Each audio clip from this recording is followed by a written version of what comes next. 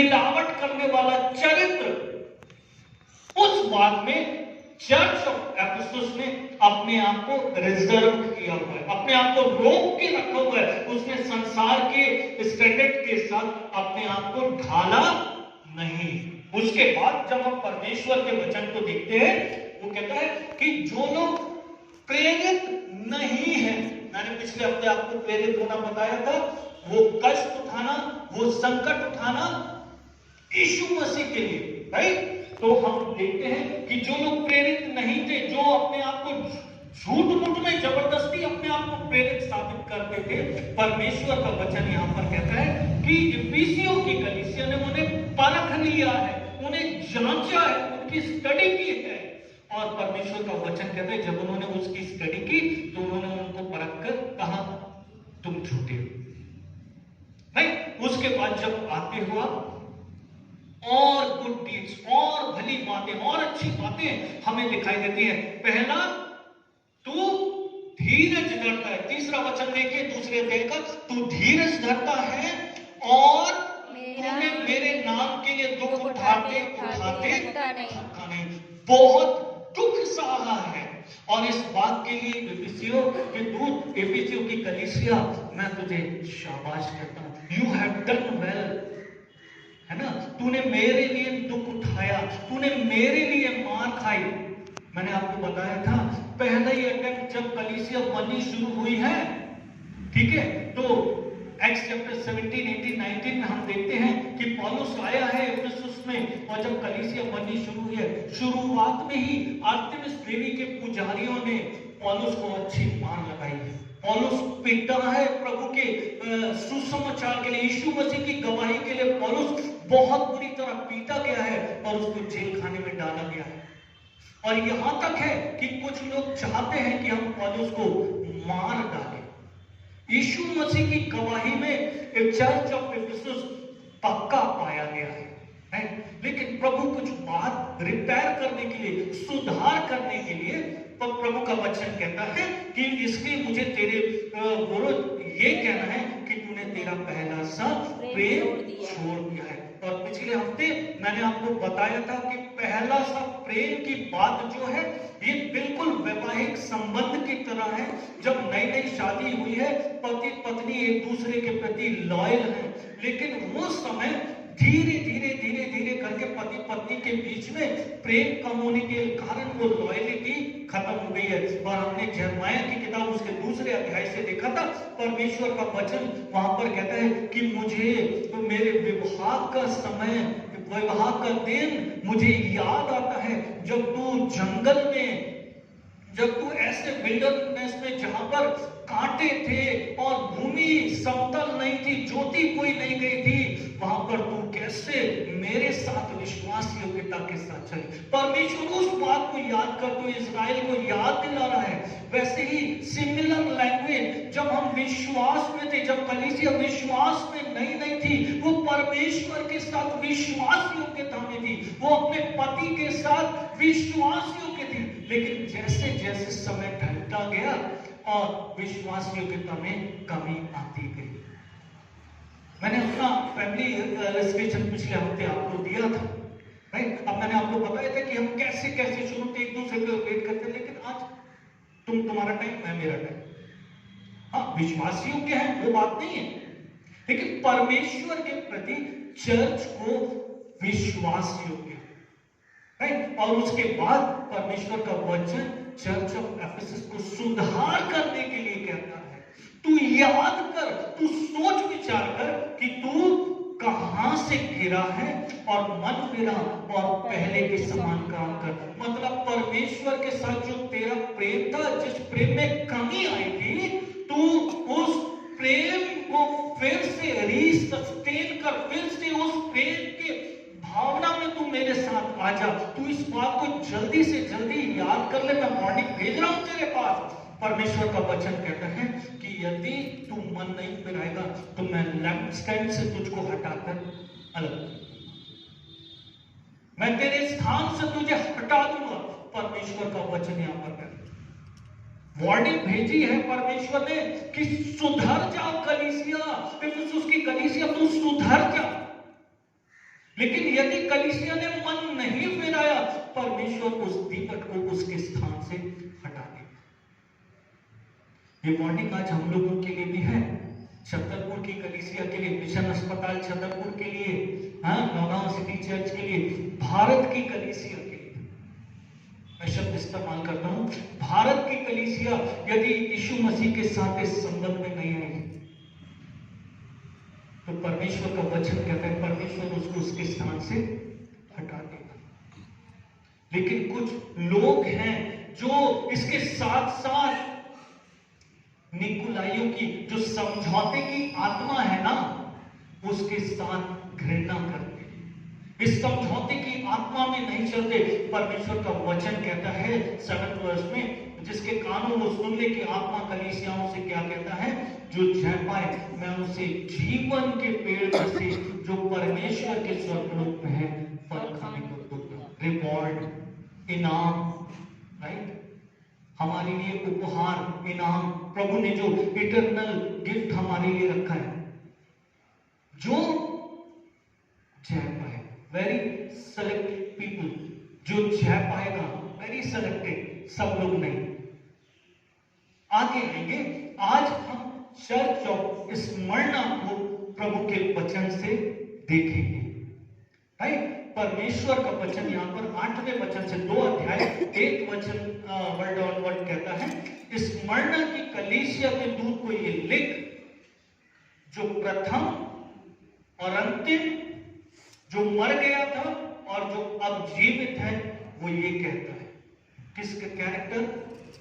यीशु मसीह का कैरेक्टर। यीशु मसीह अपने दूत को भेजा है अपने दास यूहन्ना से बात करने के लिए कि तू स्मरणा को बात कर। और स्मरणा के थ्रू किससे बात कर रहे हैं? मुझसे और आपसे, नौगांव सिटी चर्च से।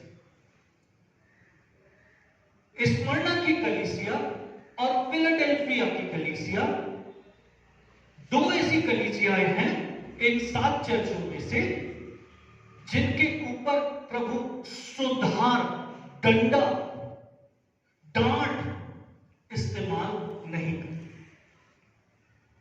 ये विशेषता 2 चर्चेस में, पहला स्मरणा और दूसरा फिलाडेल्फिया, जहां पर डंडा, डांट, सुधार नहीं आता, लेकिन एनकरेजमेंट आता है, सिर्फ एनकरेजमेंट आता है।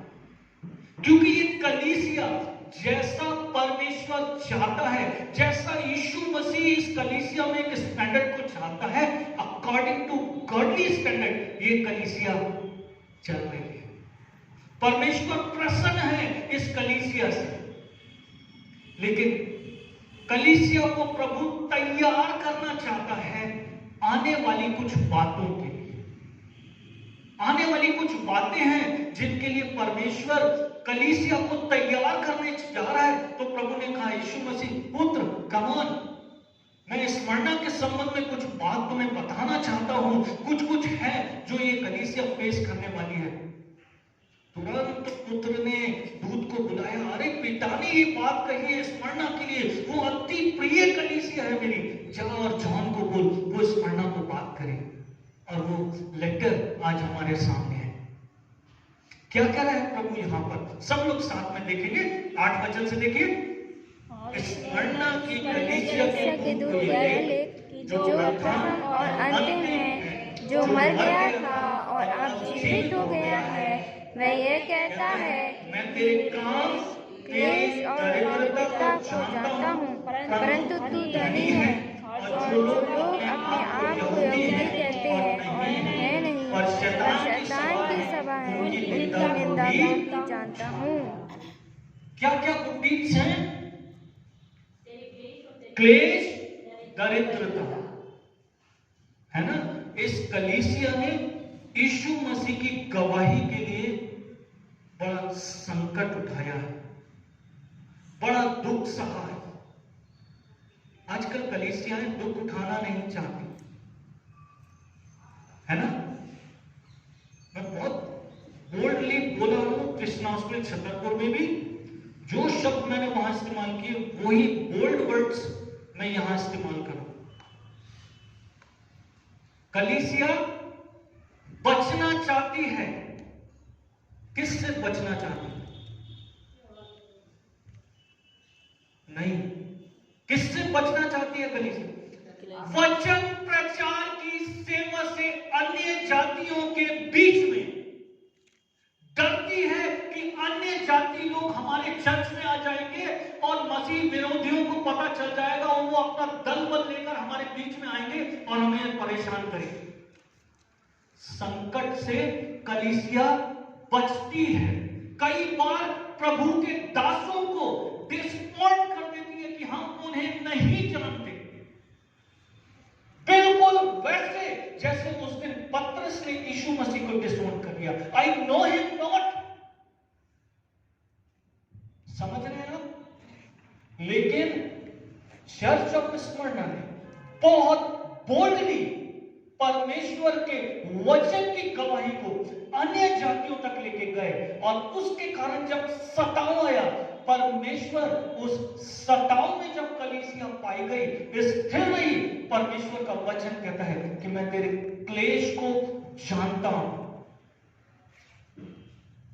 कलीसिया जो है फाइनेंशियली बहुत अच्छी नहीं है। दरिद्रता का कारण यह है, फाइनेंशियली उनके पास बहुत कुछ नहीं है। इसलिए परमेश्वर का वचन कहता है कि तू जो जिन बातों में तू धनी है, क्या है धन उसके पास? असीम धन यीशु मसीह की गवाही जो उनके अंदर स्थिर पाई गई क्लेश के समय में। लेकिन आज की कलीसियाएं डरती है। मैं बार बार बोल रहा हूं ना, पहचानना नहीं चाहती प्रभु के दासों। हां, उनके लीडर्स जो होते हैं कई बार ऐसे ऐसे काम करते हैं कि बस आप पूछो, है ना।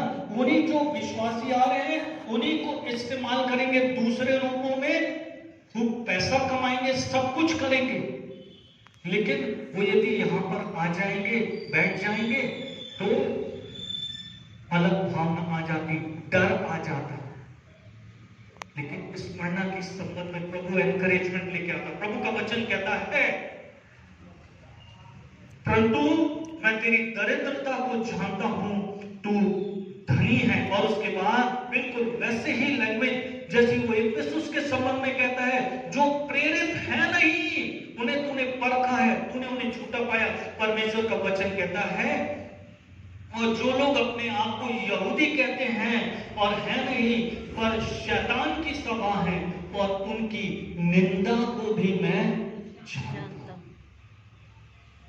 यहूदियों ने यीशु मसीह को पहचाना नहीं, उसको बार बार निंदित करते रहे, उसकी निंदा करते रहे, चाहते यीशु मसीह की निंदा को अपने ऊपर ले लेते, लेकिन उन्होंने निंदित होना नहीं चाहा। परमेश्वर का वचन कहता है, जो अपने आप को यहूदी कहते, मतलब फेक क्रिश्चियनिटी, फेक झूठी मसीहत, झूठा यहूदी कहलाना, साइमल्टेनियसली झूठा ईसाई कहना। ईसाईयत का, मसीहत का कोई गुण उनके अंदर नहीं है।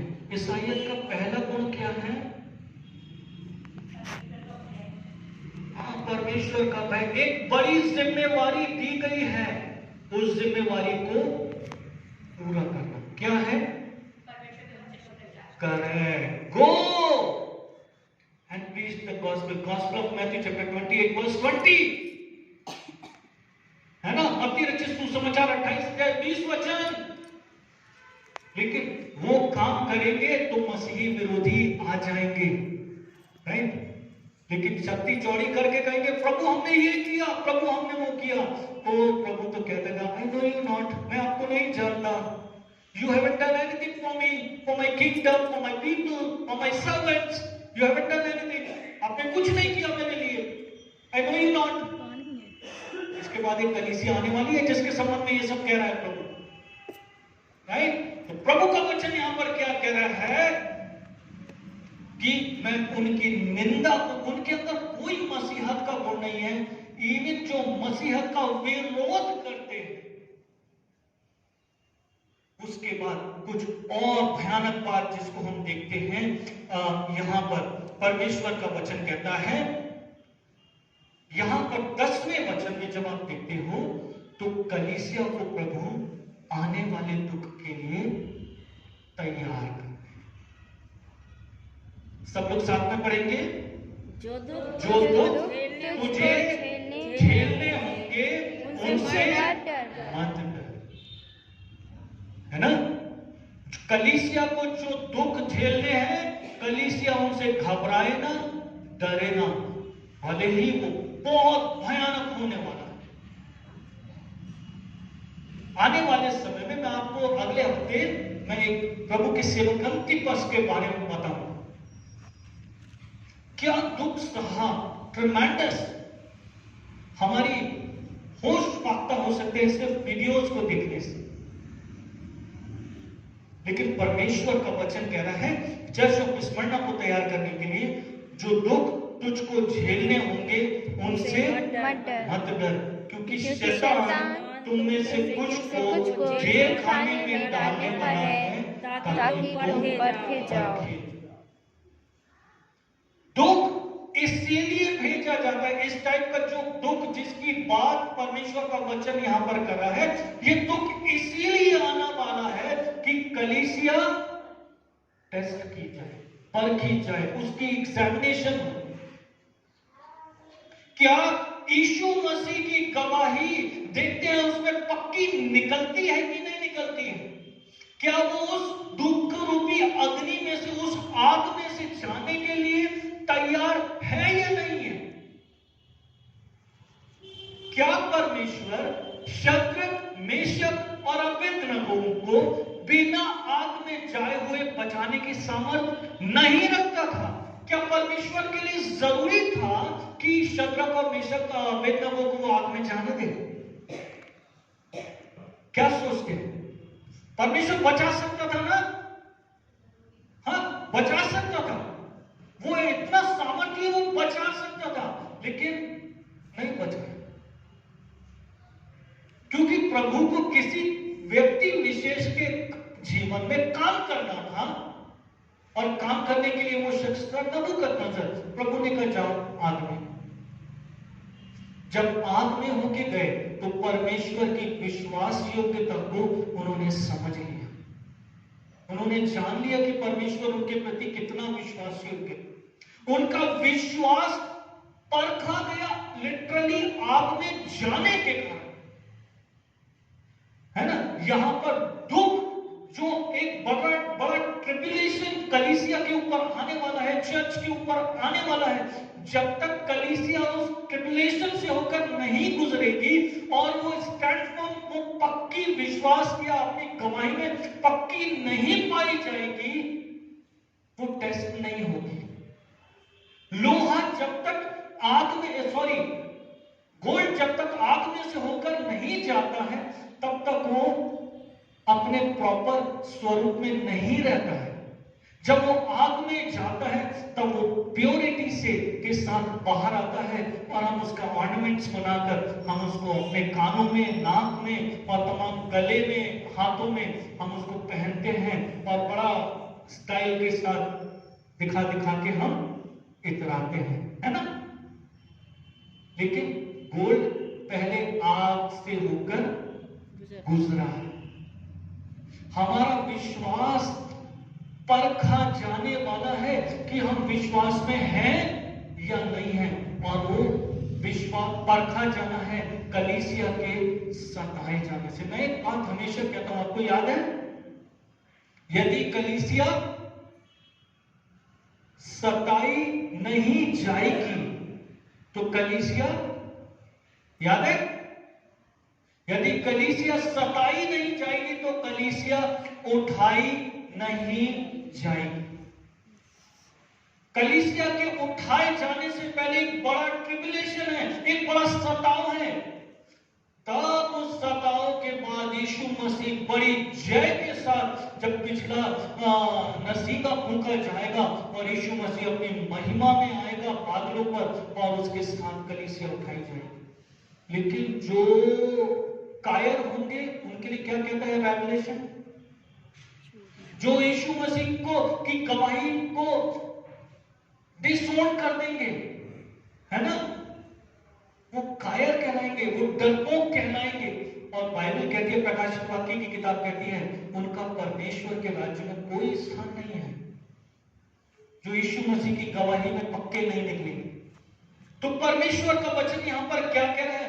जो दुख तुझे झेलने होंगे उनसे मत डर, और शैतान तुम में से कुछ को जेल खाने में डालने वाला है ताकि तुम परखे जाओ। विश्वास का परखा जाना आपके जेल खाने में डाले जाने से, राइट। और उसके बाद क्या कहता है? तुम्हें 10 दिन तक क्लेश उठाना होगा। 10 दिन का क्लेश, ये लिटरल 10 डेज नहीं है, राइट। ये 10 डेज नहीं है, 10 दिन नहीं है, ये 10 ईयर्स है, ठीक है।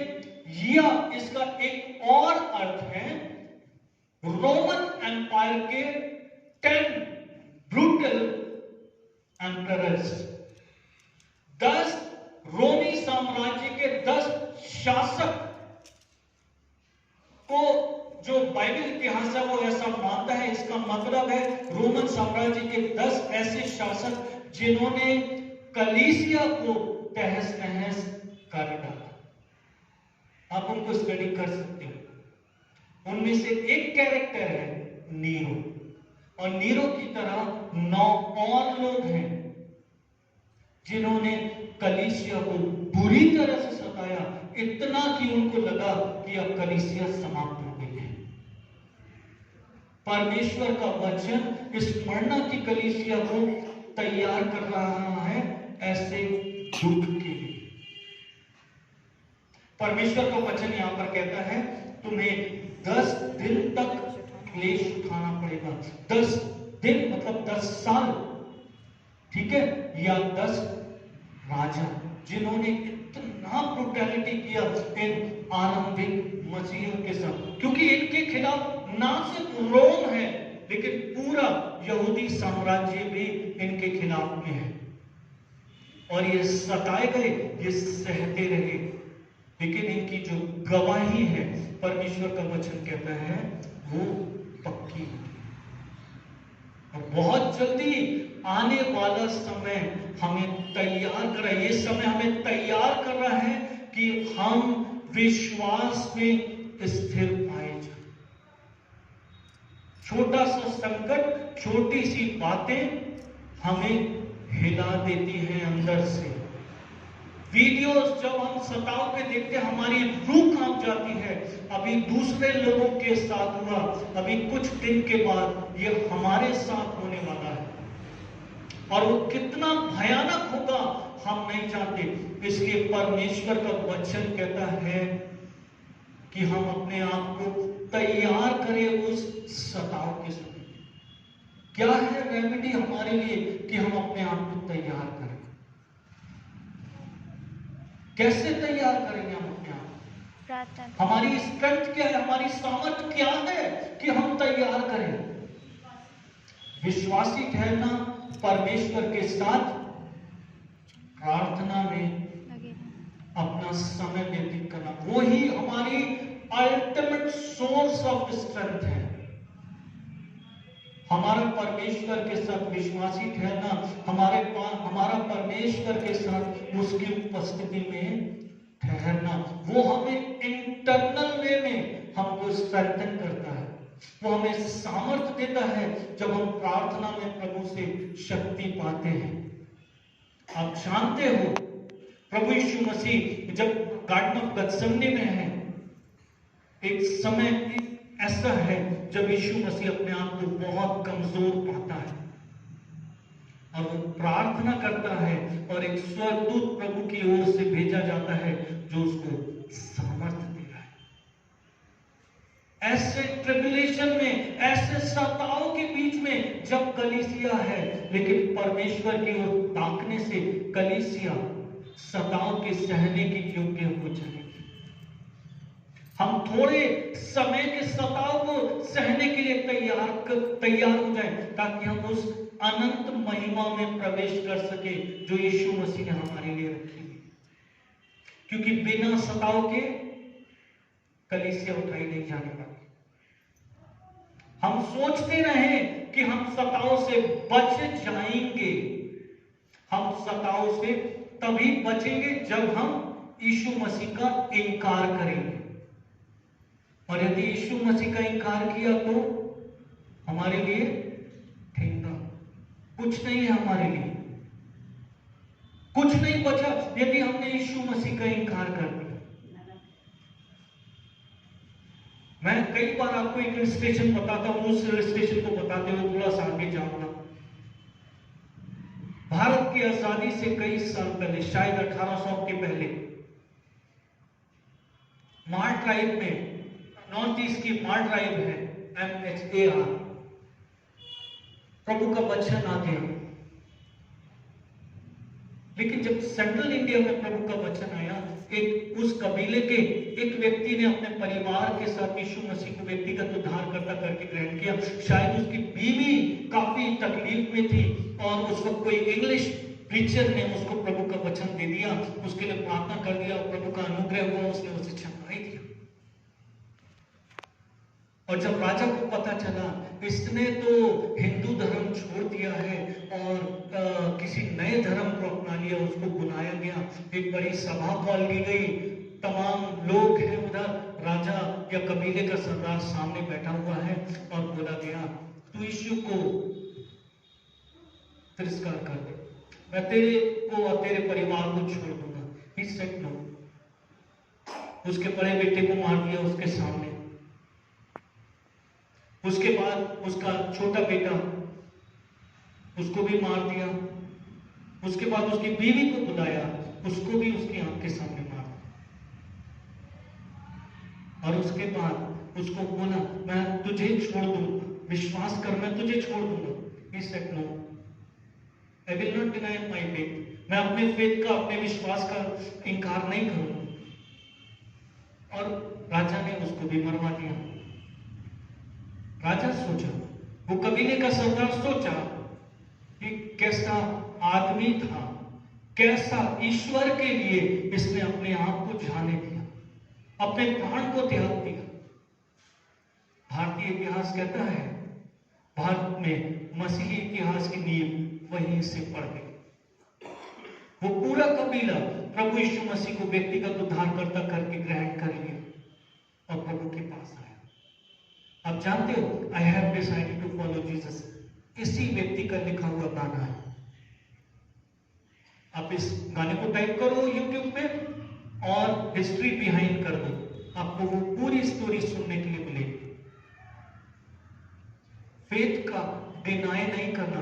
प्रभु कहता है जब आप फेथ का डिनाई नहीं कर रहे हो, आपकी मसीह की गवाही अपने जीवन में पक्की निकली है, आप प्राण देने तक विश्वास योग्य पाए गए हो। बाइबल कहती है प्राण देने तक विश्वास योग्य रहे तो मैं तुझे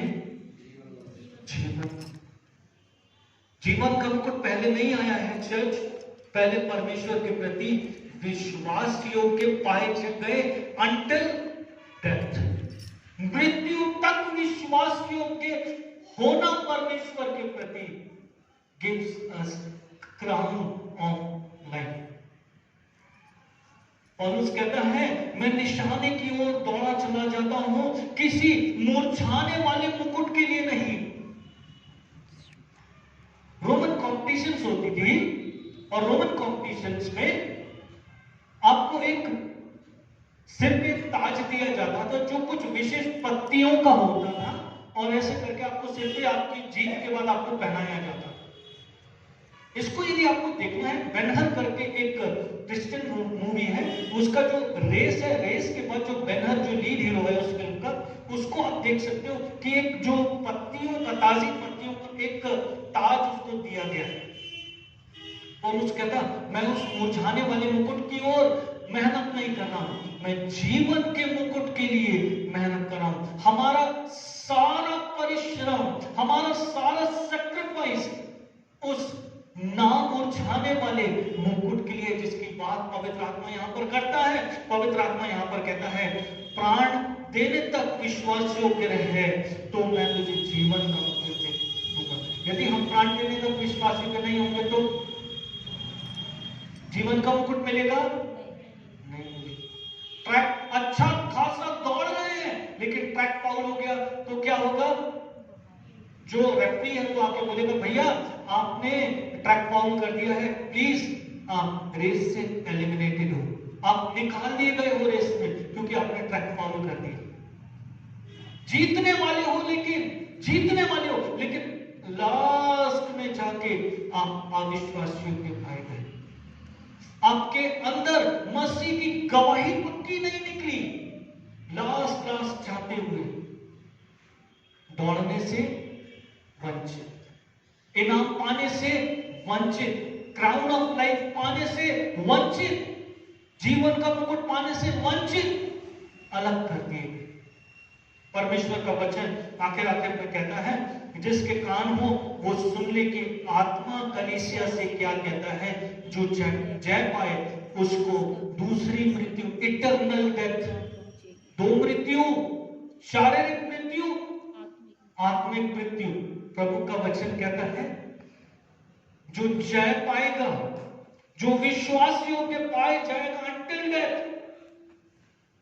मुकुट, और दूसरी जो आत्मिक मृत्यु है उससे उसको कोई हानि नहीं होगी। वो प्रभु के साथ इटर्नली रहेगा, उसके निवास के साथ उस आनंद को एंजॉय करेगा जिसको परमेश्वर ने उसके लिए रखा हुआ है। स्मरणा से पहली बात हमने इस बात को देखा, ये एक ऐसी कलीसिया है जिसमें किसी भी प्रकार की कोई भी नेगेटिव बात इस कलीसिया के विरोध में हमको दिखाई नहीं देती, कोई भी नेगेटिव बात, कोई भी सुधार की बात। लेकिन परमेश्वर चाहता है कि ये कलीसिया आने वाले सताओं के प्रति अपने आप को तैयार करे, ताकि जब गवाही का समय हो ये कलीसिया परमेश्वर के सामने एकदम गोल्ड की, एक प्योर गोल्ड की नाई एकदम प्योर पाई जाए। और उसके बाद कहता है यदि ये कलीसिया तैयार पाई जाती है तो मैं इसको जीवन का मुकुट दूंगा और उसको दूसरी मृत्यु से कोई हानि नहीं होगी।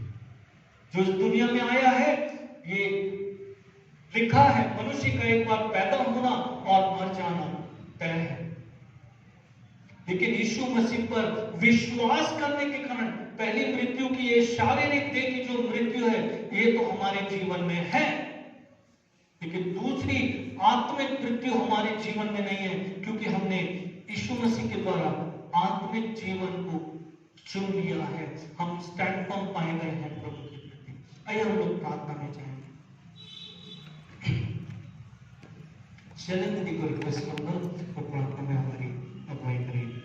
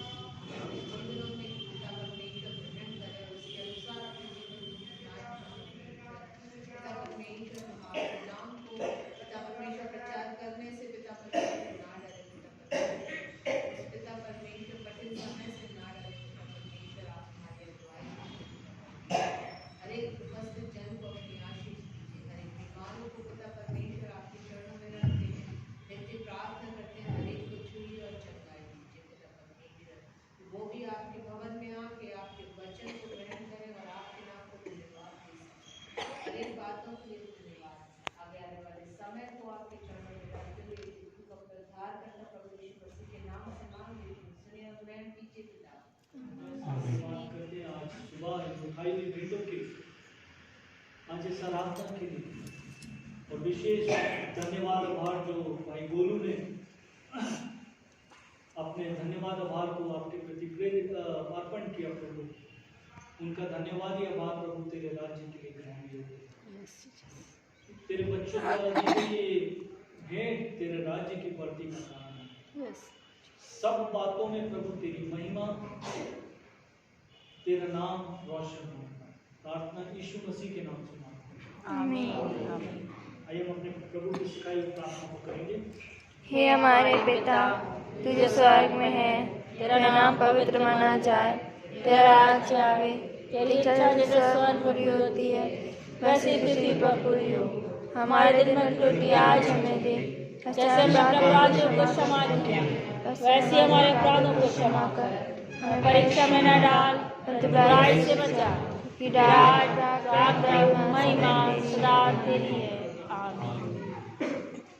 प्रभु यीशु मसीह का अनुग्रह है, परमेश्वर पिता का प्रेम और पवित्र आत्मा की सहभागिता हम में से हर एक के साथ आज से लेकर प्रभु यीशु मसीह के दूसरे आगमन तक होती रहे। आमीन।